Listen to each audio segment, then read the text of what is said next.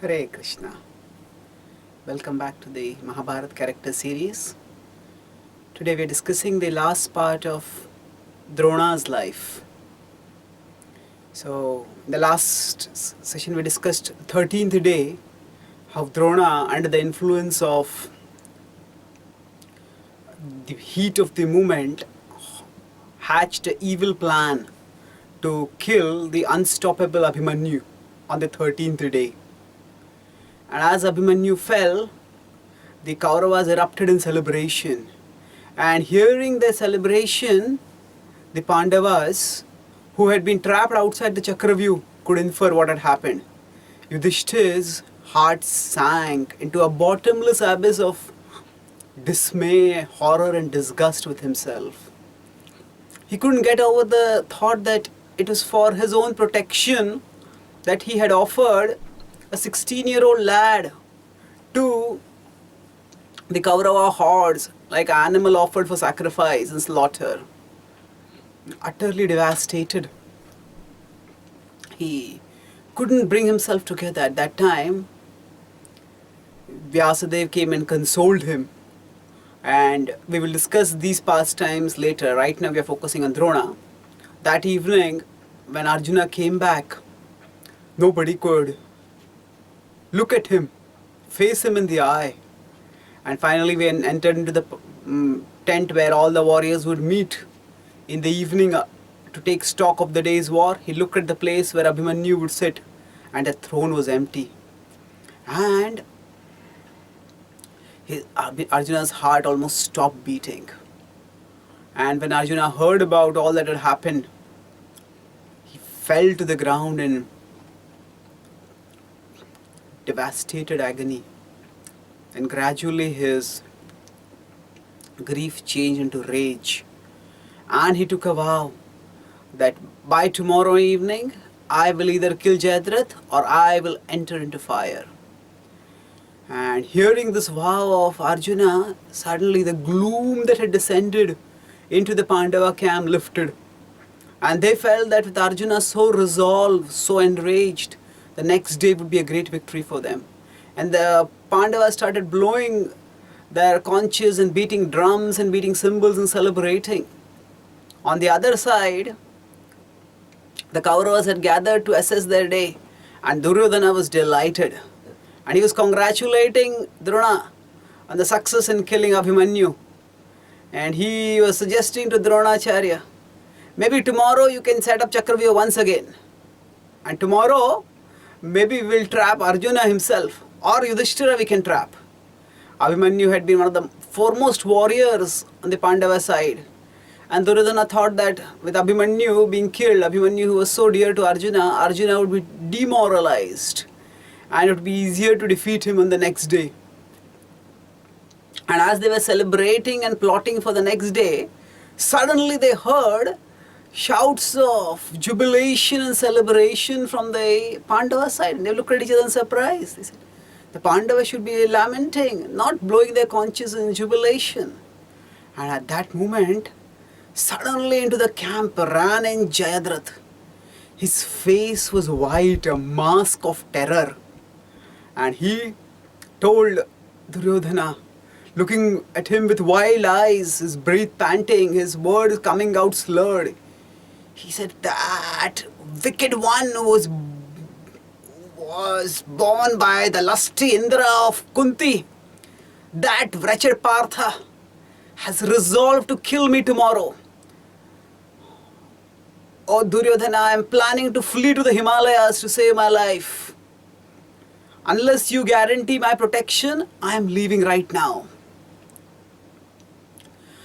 Jayadratha was trembling as he was speaking. Duryodhana looked at Jayadratha, looked at Droṇāchārya, and his eyes lit up at the opportunity. And Jayadratha described how Arjuna had taken a vow that either he would kill Jayadratha or he would enter fire. So Duryodhana told Jayadratha, don't worry. He said, with Drona, Karna, Kripa, Ashwathama, Shalya, Kritavarma, I, Dushasan, all of us will protect you tomorrow. Arjuna will not even be able to see you. Do not worry. And Saying like this, he assured him. And he told Droṇāchārya, Acharya, tomorrow you can arrange the army in such a way that Arjuna will never be able to reach Jayadratha. So Drona looked at Jayadratha, and he knew that Jayadratha was already as good as dead, or as bad as dead, whatever we want to say. He knew that for Arjuna alone, it would be impossible to cross over the Kaurava army. But Arjuna was not alone. Arjuna was with Krishna, and with Krishna, what to speak of the entire Kaurava army, Arjuna could cross over not just the army of the Danavas, but the army of the Danavas and the Devatas combined together. There was just no way that Jayadratha could survive. He was already a dead man. Drona knew that he had a duty to offer protection, but he couldn't avoid giving Jayadratha a warning. He said, "It will be extremely difficult for Arjuna to reach you, but do not worry. For a Kshatriya, there is nothing more glorious than dying on the battlefield." Jayadratha couldn't stop trembling on hearing this. And Droṇāchārya continued, "Oh, you have lived virtuously, you have given charity, you have done your Kshatriya dharma. Even if you die, you will attain heavens." So Duryodhana could not tolerate the idea of Jayadratha. He said, "Don't worry, we will protect you. Arjuna will never be able to reach you." And the next day, when the battle started, it was a massive formation, several miles broad and far more miles deeper. And it was almost impossible for anyone to penetrate it. And right at the front of it stood Droṇāchārya, who, when Arjuna tried to penetrate, Droṇāchārya was ready to challenge him. And Arjuna offered his respects to Droṇāchārya from the distance, and he said that, "Oh Acharya, you are my preceptor, you have always been my well-wisher. Please allow me to fulfill my vow today." Droṇāchārya did not reply by words, he replied by arrows. He shot a series of arrows at Arjuna. Arjuna shot back arrows fiercely. The arrows kept shooting each other again and again and again. And it looked like a battle in which neither side could possibly win. As the battle went on and on, Krishna told Arjuna, "Arjuna, this battle with Droṇāchārya can go on all day. You don't have time right now. Don't waste time with him." So, quoted by Krishna's words, Arjuna suddenly shot a series of arrows rapidly. And as he shot those arrows one by one, what happened? Suddenly, Drona was taken back, stunned by this temporary attack, stunned temporarily by this severe attack.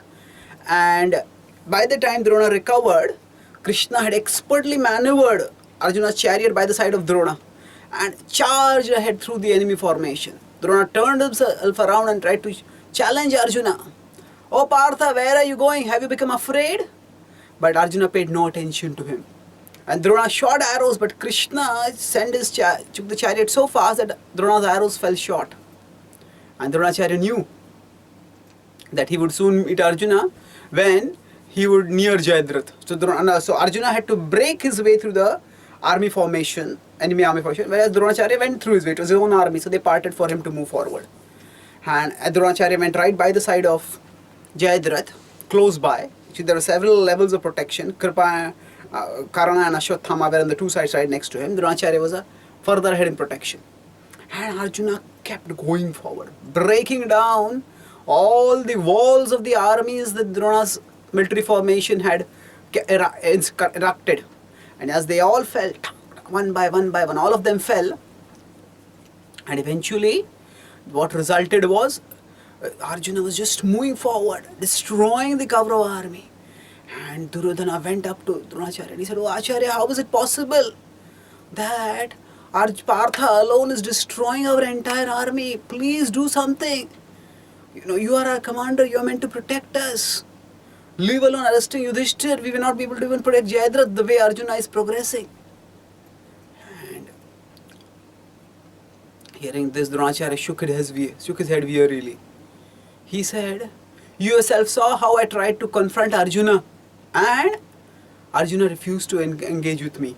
And he said, "Anyway, I have to be here because I will check Arjuna when he reaches here." Drona knew that their situation was an emergency. The Pandavas had thought their strategy well. While Arjuna had penetrated way ahead into the enemy camp, the other warriors had stood behind, and they were engaging all the major Kaurava warriors, and no one was there, no major Mahabharata was there who could challenge Arjuna. And at that time, Droṇāchārya said, there is only one Mahabharata who is right now available to stop Arjuna. So, it is you, O king. Duryodhana looked at Droṇāchārya in surprise and shock and shame. He said, oh Acharya, do not joke like this. I might be able to confront even Indra, but how do you expect me to contend with Partha? This is no time for joking. So Droṇāchārya said, don't worry, O prince, I would never risk you. And I have no intention of offering you like a sacrificial lamb to Arjuna. But I have an impenetrable armor. And this armor, it is armor of mantras. If I put it on you, then even Arjuna will not be able to wound you. And this way, you will be able to move forward.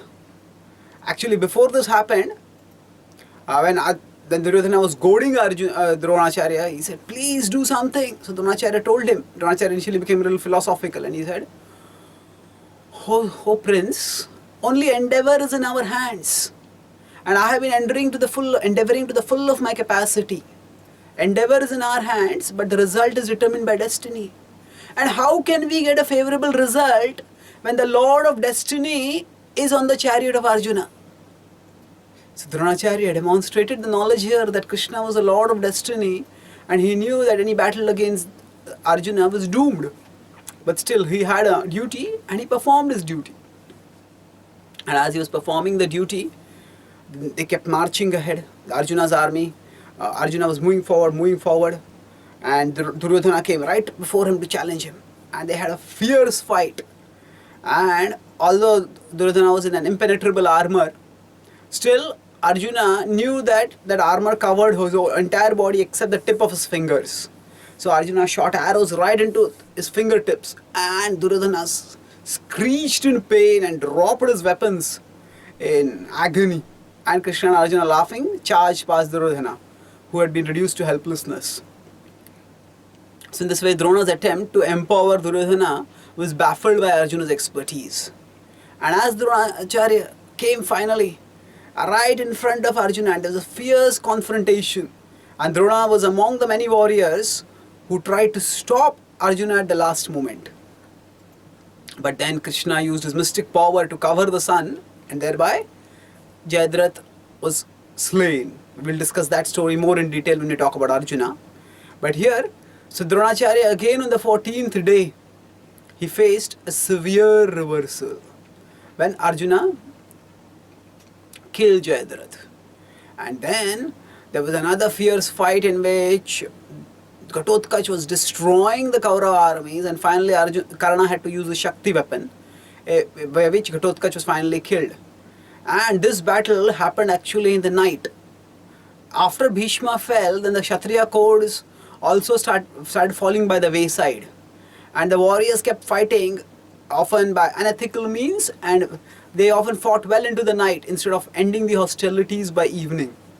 And on this particular day, as they kept fighting, then Ghatotkacha finally was overpowered by Karna. But Ghatotkacha, when he fell, he enlarged his body and killed a huge amount of Kaurava forces. And Duryodhana wanted to press home the advantage, because Ghatotkacha had been a formidable warrior, had been killed, and the Pandavas would have been demoralized. But Drona saw that all the warriors, all the soldiers were exhausted. They're practically, they're so exhausted that their eyes were drooping and closing, and they were hacking their swords and their maces almost with closed eyes, not knowing whether they were hitting enemies or friends. So seeing this, Arjuna went forward and he said, "Oh warriors, now you may desist, all of you are very tired. You can rest wherever you are, and tomorrow morning we'll continue the fight." So when the warriors heard this, they expressed their relief, and Droṇāchārya also consented. So Duryodhana was enraged on Droṇāchārya's consent, and he charged with Droṇāchārya. He said, "We had an advantage. Why did you stop? We should have pressed home the advantage after the killing of Ghatotkach. You are always too soft on the Pandavas because you are partial towards them. Droṇāchārya could take Duryodhana's taunts no more. And he exploded at Duryodhana. He said, "Oh Prince, you are vile, selfish, and blind to everything except your own interests.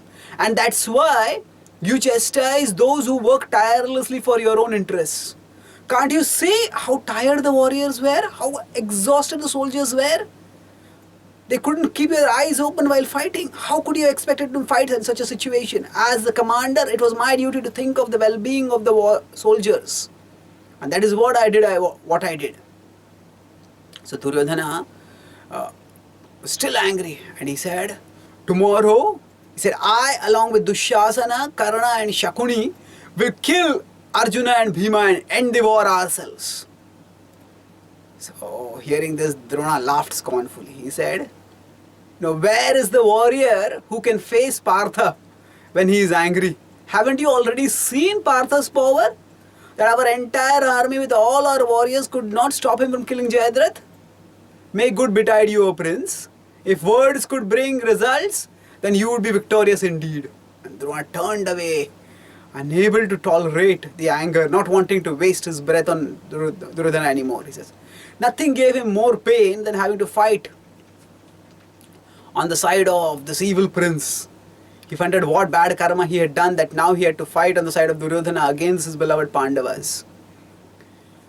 But still, duty beckoned him. And on the 15th morning, Droṇāchārya again led the Kaurava forces. And Droṇāchārya fought with a maniac fury. And Duryodhana's words were still rankling him. The accusation of partiality was something which no Kshatriya could tolerate. The Kshatriya is expected to fight in a sportsmanly spirit. And this idea of affection, of partiality to affection was goading him. And he fought with a maniac fury. And that day, he decided to fall upon the Matsya and the Panchala forces. And he started destroying them. And Drupada and Virata, they were two elderly monarchs, and both of them attacked Droṇāchārya, and he fought fiercely with them. And both Drupada and Virata were heroes. They were also Maharathas, and they fought fiercely. And at one time Drupada shot a series of arrows that severely stunned Droṇāchārya. And Droṇāchārya, after a few moments of swooning, recovered, and he resolved to kill these two warriors. And in a short succession, he used divine astras and shot arrows fiercely. And right in front of all the Pandava warriors, these two elders, both Drupada and Virata, were killed by Droṇāchārya. And seeing this, Drishtadyumna's sons charged forwards. And Drupada and Drona killed them, and he started slaughtering the Pandava forces. And Drona was fighting with such fury that nobody could stop him. And at that time Yudhishthira went up to Krsna, who was on Arjuna's chariot, and Bhima was also nearby. And Yudhishthira said to Krsna that, "O Keshava, Droṇāchārya seems unstoppable. It seems that he will destroy our whole army today."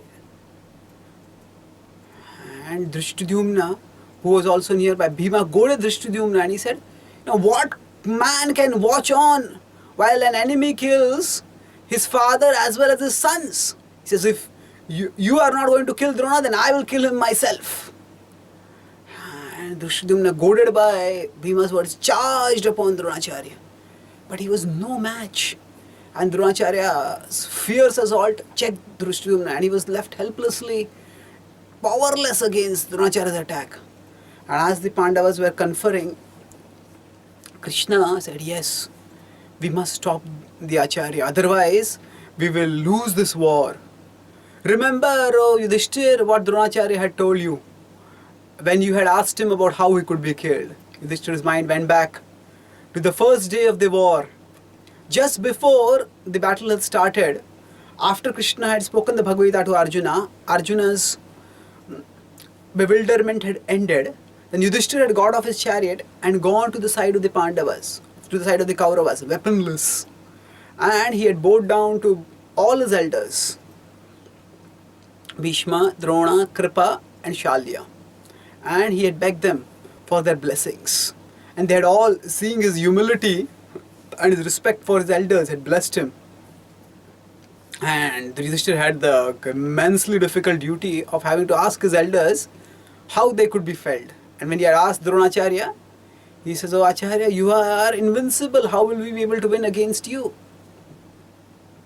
Droṇāchārya had replied that, "As long as I have raised my weapons and I am fighting, nobody will be able to overpower me. But on hearing a disagreeable news from a trustworthy source, I will put aside my weapons and only then will I be killed." So Krishna reminded Yudhishthira of this. And he told Yudhishthira that, "Tell Droṇāchārya that Ashwathama has been killed. Then he will put aside his weapons and then we will be able to kill him." Arjuna protested on hearing this. "Oh Krishna, I cannot tolerate this idea. This is a lie. We cannot speak a lie to anyone like this. What to speak of an Acharya, our own teacher?" Yudhishthira thought about it. Before Yudhishthira could reply, Bhima had heard Krishna's words. And Bhima charged into the Kaurava ranks.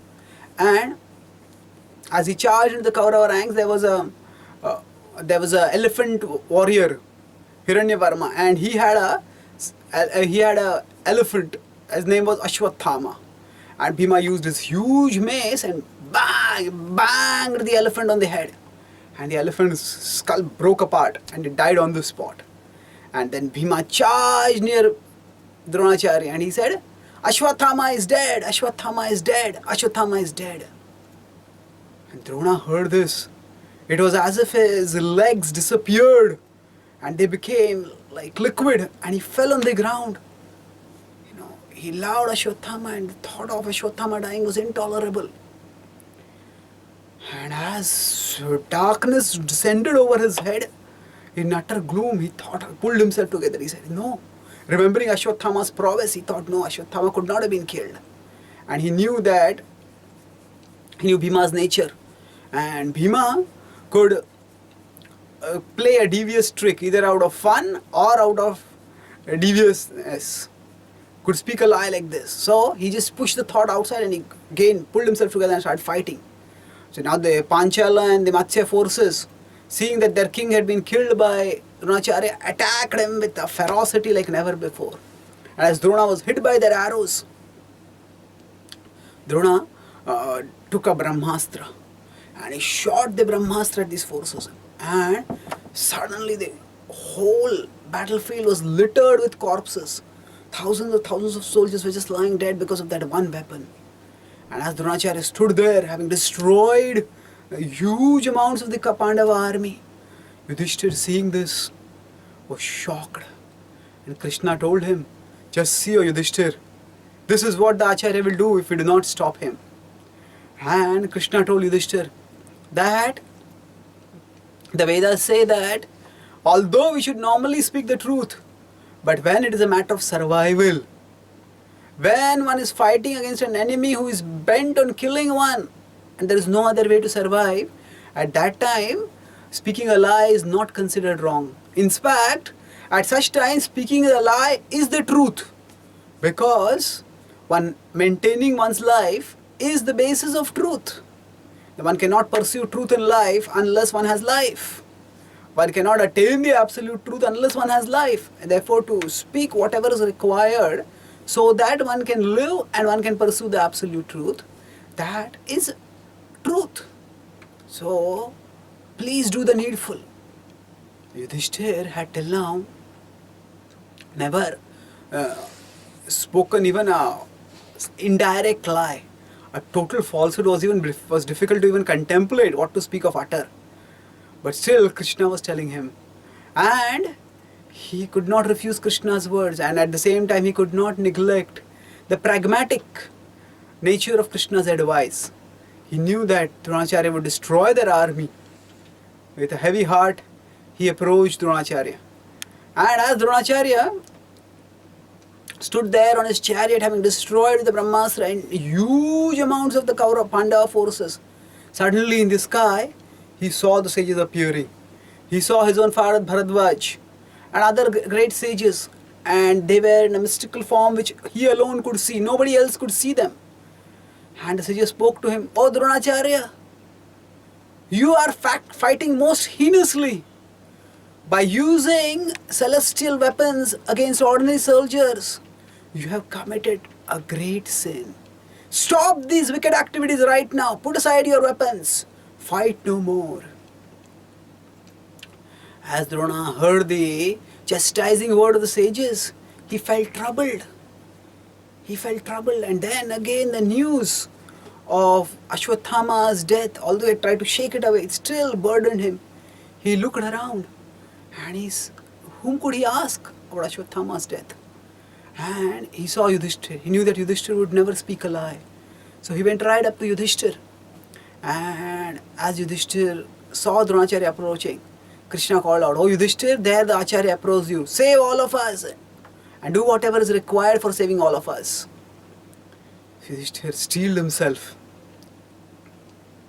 And as Droṇāchārya appeared, he says, "Ashwathama is dead." And as he spoke this, he could not speak a complete lie. And Ashwathama is dead, and he spoke softly, "Not the man, but the elephant." But as he spoke, "Not the man, but the elephant," Krishna blew his conch shell. As Krishna blew his conch shell, those words which were spoken softly, they got covered over. Droṇāchārya did not hear it. And as Yudhishthira spoke these words, Droṇāchārya was devastated. Just put aside his bone, "Ashwathama, Ashwathama, Ashwathama," calling out. He started lamenting. And as he was lamenting in this way, Drishtadyumna, seeing his opportunity, challenged Droṇāchārya and attacked him. Drona had lost all heart to fight. And as he lost all his heart to fight, he was lamenting the death of Ashwathama. He was lamenting. Drishtadyumna mounted his attack, seeing his opportunity, as arrow after arrow thudded into Droṇāchārya's body. Droṇāchārya was jolted by the pain, and he decided to lift his bow and make one final effort. And he started shooting arrows. Arrow after arrow he started shooting, countering Drishtadyumna. Drishtadyumna, he just thought he was going to win, and suddenly he found Drona unstoppable. And as Droṇāchārya was shooting arrows, suddenly he looked back, and his quiver, which by the celestial arrangement had been inexhaustible for the last 15 days, had suddenly become empty. And he tried to look for arrows, there were no arrows. He tried to chant mantras to invoke celestial weapons, and the mantras did not come to his mind. And he remembered the words of the sages. Feeling that he had done a sinful activity, he was troubled. Thinking that his son was dead, his trouble increased manifold. And he put aside his bow. And seeing in the distance, he saw Duryodhana, Dushasana, and he said, "O Kauravas, fight this war as Kshatriyas should. I will not fight anymore. I have decided to end my fight." And he sat on his chariot with closed eyes in a mystic pose for yoga asana, and he decided to leave his body. He closed his eyes, and he was himself having yogic potency. And those with the divine vision saw that as he closed his eyes and lost himself in meditation, his soul left his body and joined with the higher beings who had come to call him. Drishtadyumna, seeing that Droṇāchārya was no longer fighting, saw his opportunity, and he picked up a sword and charged towards Droṇāchārya. And several of the warriors from both sides, the Kauravas and the Pandavas, shouted to Drishtadyumna, "Stop! It's a heinous activity, you cannot do this! Stop!" As Drishtadyumna, blinded by rage, did not pay any attention, and he charged towards Droṇāchārya, caught his hair, the tuft of hair that was on the back of his head, and he charged him, and he lifted him up, and with a swipe of his sword, he cut off the head of Droṇāchārya. And he screamed. He said, now I have fulfilled my vow, the destiny for which I had been born. The death of Drona has now been fulfilled. Everybody was horrified by the brutality of Drishtadyumna in killing Arjuna, in killing Droṇāchārya. So, was it ethical for Drona to be killed like this? Like, this was a troubling issue, and this was something which troubled not just people who are hearing the Mahabharata, but even those who participate in the Mahabharata. Even the Pandavas themselves had severe misgivings about the way Drishtadyumna had acted. And after Drona was killed in this way by Drishtadyumna, Bhima started celebrating. Yes, now Drona is dead. But Arjuna was sober. He said, take the chariot close to Droṇāchārya. I want to offer my respects to the preceptor. Yudhishthira was also filled with misgivings. He was happy that now that the war was coming towards the end with the fall of Drona. But the way it had been brought up through deceit, he had apprehensions. And Arjuna couldn't restrain himself. And he said, Drishtadyumna, what you had done was unspeakably barbaric. So how could you kill him like this? He's a preceptor, he deserved our respect, not our deceit. And he turned towards Yudhishthira and he said, O king, he came to you seeking information in good faith and you deceived him. You will forever be tainted by sin. Tears came in Arjuna's eyes and he thought about how his own disciples had betrayed his teacher. And Bhima, however, could not be contained. And he said, O Arjuna, at a time when appreciation is deserved, why are you giving condemnation? You know that the life of a Kshatriya is harsh. And you know how the Kauravas had acted against us. If you wanted to give discourses on morality, then there was no need for you to come to the war. And he said, Drona, he is meant to be a Brahmin. A Brahmana is never meant to fight. By fighting, and that too, fighting on the side of evil, he had lost all dharma. And there was no wrong in killing him in whatever way was possible. Arjuna remained silent, seeing that both Yudhishthira and Krsna remained silent. Arjuna did not speak anything. But he glanced angrily at Drishtadyumna. Drishtadyumna said, O Partha, I do not think that I have done anything wrong. I was born to kill the Droṇāchārya, and whatever way it was to be achieved, it has been achieved now. Now is the time for us to celebrate that now our ultimate victory is closer. He said, and as Bhima has said, that this evil-minded Brahmin, he had not only sided with the evil Duryodhana, but it also orchestrated the killing of Abhimanyu. After he had orchestrated something so barbaric, I don't think there's anything wrong in killing him, he said. Although I should be angry with the words that you have spoken to me, because of my love for you and because of my love for Draupadi, I forgive you. Arjuna was furious, but he remained quiet. At that time, Satyaki got up and he said, when he heard his teacher and his teacher's teacher both being cruelly spoken about in this way, he said, is there no one who will straighten this evil-minded Drishtadyumna, who is the killer of his own teacher? He said, if no one is there, then today I will kill him. And Satyaki took his weapons and started charging toward Drishtadyumna. Drishtadyumna said, O son of Sini, you are but a child. And what right do you have to speak about morality to me when you yourself killed Bhurishrava in an immoral way? That had happened on the 14th day of the war, and we'll discuss it later when we talk about Arjuna. But he said, I neglect you, I forgive you. He said, Satyaki was so angry, he said, you do not deserve any forgiveness and I will kill you right now. And Satyaki started charging towards Drishtadyumna. And Krishna signaled, and immediately Bhima and Sahadev came in between. Sahadev stopped Satyaki, Bhima stopped Drishtadyumna. Put his arms around Drishtadyumna and checked him. Drishtadyumna said, break free. He said, let me go, Bhima, I will kill Satyaki right now. And as they were fighting and arguing in this way, suddenly they heard the Kaurava forces charging back. Ashwatthama had come to know about the fall of Drona, and he was charging at the head of the Kauravas out to take revenge. And Yudhishthira told the soldiers, says, we are all in great danger now. This is not the time to fight for all of us.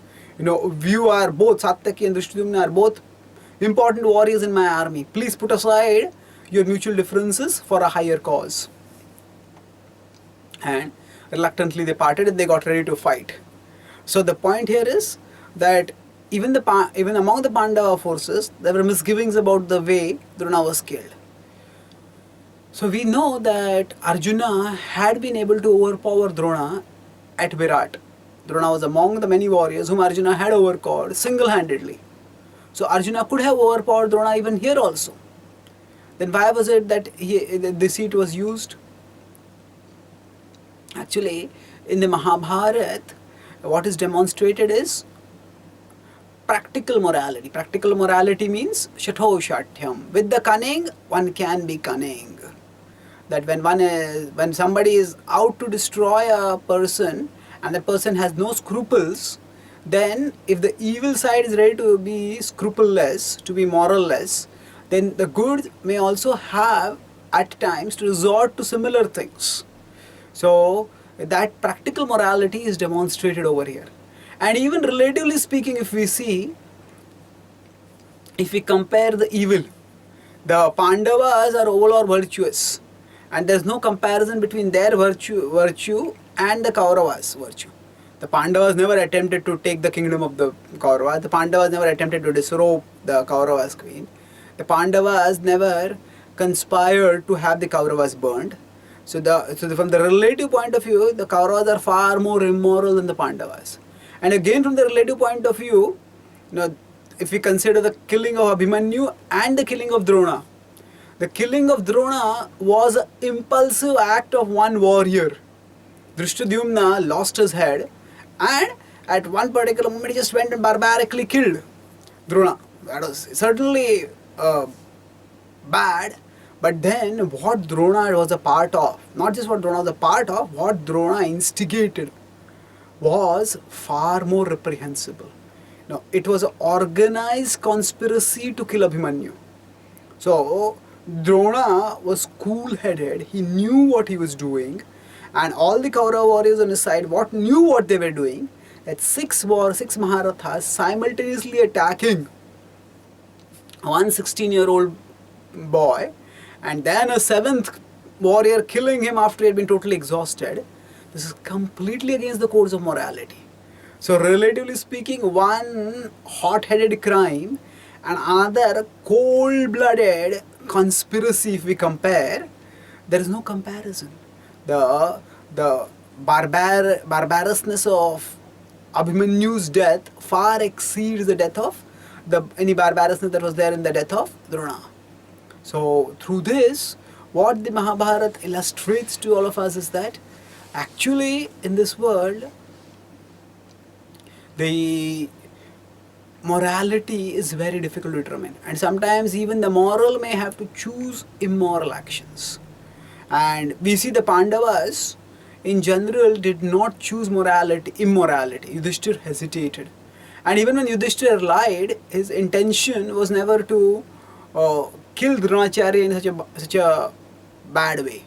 So when he killed him, it was Drishtadyumna's own crime. And now if you see, there are many other factors involved over here. The other factors are that Droṇāchārya's quiver got exhausted, that the sages told him that you are fighting sinfully, and Droṇāchārya himself put aside his bow and arrow. So in that sense, Droṇāchārya knew in advance that such a thing is going to happen. Maybe not exact details, but the very fact that he made a prophecy right at the beginning of the war, that on hearing disagreeable news from a reliable source, I'll put aside my weapons. That's what exactly happened. That means there are higher powers moving over here. Now Drishtadyumna was destined to kill Drona, and Drishtadyumna, as far as military prowess was concerned, was no match to Drona. So Drishtadyumna had been born by the blessings of Shiva, and the words of Shiva had to come true eventually. So there are various factors involved in this by which Drona was killed. And even if that is Drona's killing is considered immoral, still there are two factors. One is that it demonstrates that immorality may be required while fighting against those who are totally immoral. And relatively speaking, one man's hot-headed immorality is far less culpable than a cold-blooded conspiracy of several Maharathas, all of who should have known better. So Drona's life demonstrates overall how a gallant warrior, how a gallant Brahmana who chose the role of Kshatriya sided with evil, and because of siding with evil had to meet with an unfortunate end. So Droṇāchārya is famed for his great capacity as a teacher, for his capacity to produce great students, and for his own heroism. And his overall life, if we put aside some of the evil things that he did under the influence of the bad association of Duryodhana and his constant goading, still his life, if you put aside those few things, his life overall is glorious.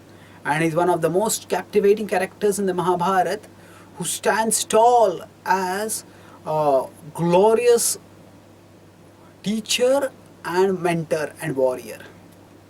Thank you. Hare Krishna.